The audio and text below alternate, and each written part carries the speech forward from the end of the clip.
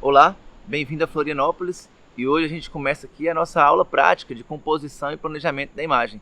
Hoje eu vou levar você por essas paisagens lindas que a gente tem aqui em Florianópolis, pelas montanhas e por essa paisagem litorânea, para poder praticar todas aquelas regras de composição que eu falei para você na aula anterior. Eu trouxe essa GoPro aqui para a gente passar pelas trilhas, porque ela é uma câmera mais leve e fica mais fácil de carregar, além de usar a própria câmera que eu vou fotografar.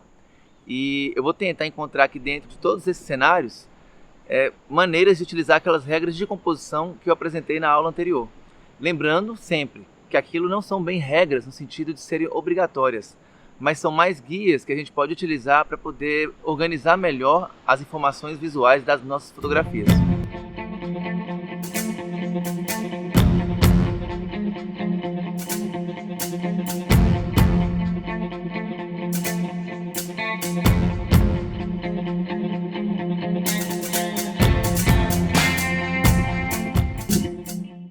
Caso você tenha interesse em fazer esse mesmo trajeto e praticar essa mesma aula presencialmente aqui em Florianópolis, é só você pesquisar onde fazer a trilha que vai da Barra até a Praia da Galheta. É o que eu vou fazer hoje. Eu estou saindo da Barra, vou passar pela trilha, cair na Praia da Galheta e da Praia da Galheta eu atravesso para a Praia Mole e aí a gente termina a aula. Aqui, por exemplo, a gente tem um tipo de cena que a gente pode encaixar bem na regra dos terços. A gente tem o horizonte lá longe, que seria a horizontalidade máxima da cena, e a gente pode, para tentar encaixar essa cena na regra dos terços e fazer ela ficar bem organizada de acordo com a regra dos terços, a gente não vai tentar não deixar a foto na diagonal assim, né? Vamos tentar fazer a foto mais reta e encaixar o horizonte ou na linha de cima da regra ou na linha de baixo da regra. Aqui a gente tem uma cena que é um excelente exemplo de utilizar a profundidade de campo para poder destacar um objeto que está na frente em relação ao fundo. A gente tem um fundo ali extremamente poluído em termos de informação visual, né? Ali aparece muita montanha, muito céu, muitas plantas, muitas árvores, e eu vou usar a profundidade de campo baixa para conseguir fazer uma foto aqui dessa planta. Ao utilizar um F menor, que foi f1.4, ou seja, uma profundidade de campo rasa, eu consegui despoluir o fundo, dando destaque só ao objeto que estava na frente, que é essa plantinha aqui com essas flores.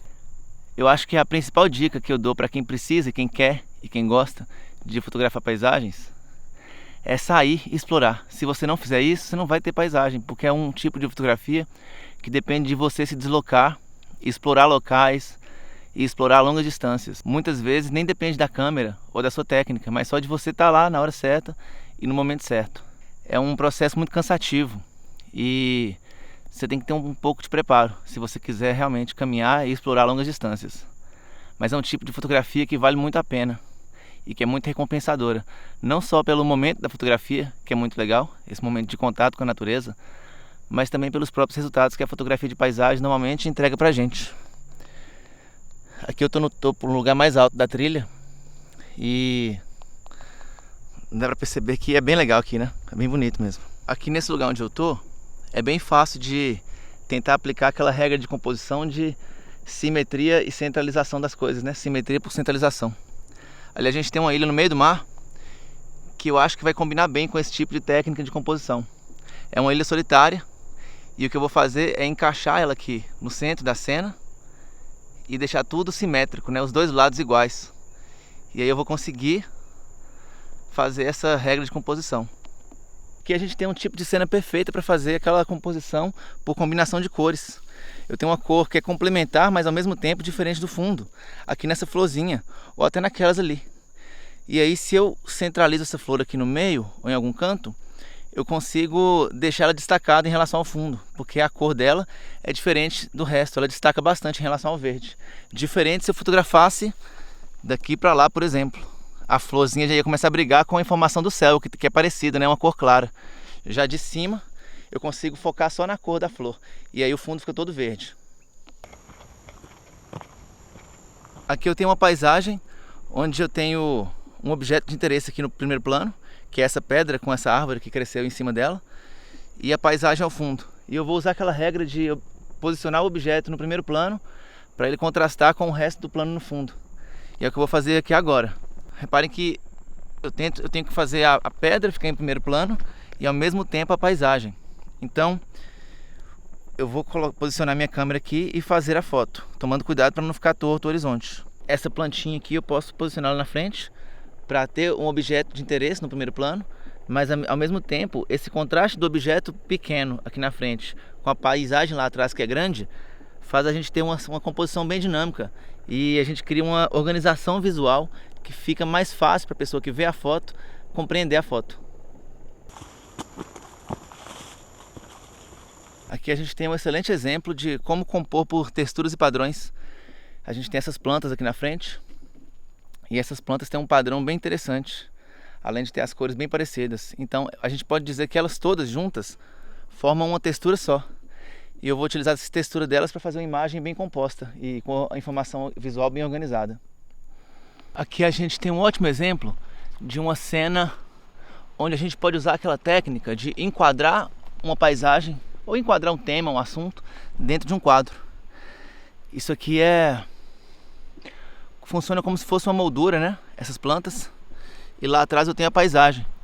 Eu preciso agora só me posicionar aqui para fazer a foto. E creio eu que ela vai ser assim. Vou mostrar a montanha. E é isso aqui. A partir desse ponto da trilha aqui, o trajeto já vai ficando bem cansativo, porque eu tive que caminhar muito, um terreno muito irregular, mas já cheguei na praia. Isso é bom porque agora a gente vai mudar um pouco também o visual, né? E agora eu começo aqui com uma cena interessante pra gente. E é uma cena que serve para poder exemplificar aquela regra de composição por linhas. Eu vou usar o mar aqui e o horizonte para fazer uma imagem ultra minimalista e que seja permeada somente por uma linha horizontal. E essa linha horizontal vai dar a leitura da imagem inteira. Eu estou aqui nessa cena e essa cena vai servir muito bem para exemplificar para você como fazer composição de imagens utilizando a regra de diagonais e triângulos. Eu vou utilizar essas pedras aqui que você está vendo para formar justamente uma das diagonais ou triângulo que a gente precisa para formar aquelas cenas que tem uma composição que cria aquela tensão dinâmica, certo? Aqui a gente tem outro exemplo muito bom de um lugar para poder fazer composição por textura, por padrões e texturas, que são essas plantinhas aqui. E é o que eu vou fazer agora mesmo.